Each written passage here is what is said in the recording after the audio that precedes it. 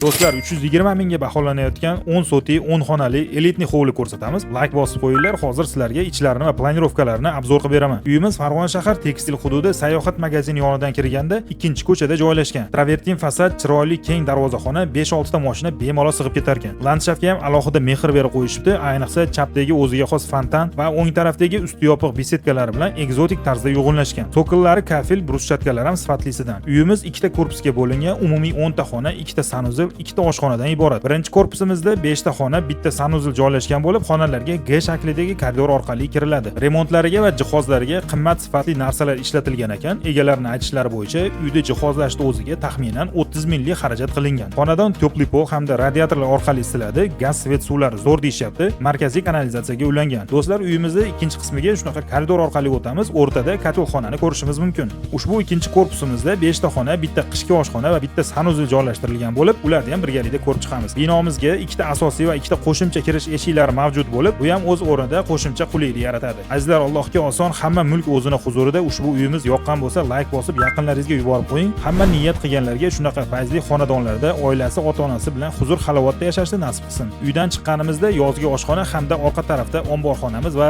orqa hovlimizni ko'rishimiz mumkin. Narxini 320 mingdan tushirib beramiz deyishyapti. Pastda egalarining nomerlarini qoldiraman. Qiziqqanlar bemalol o'zlariga aloqaga chiqib baraka qilishingiz mumkin.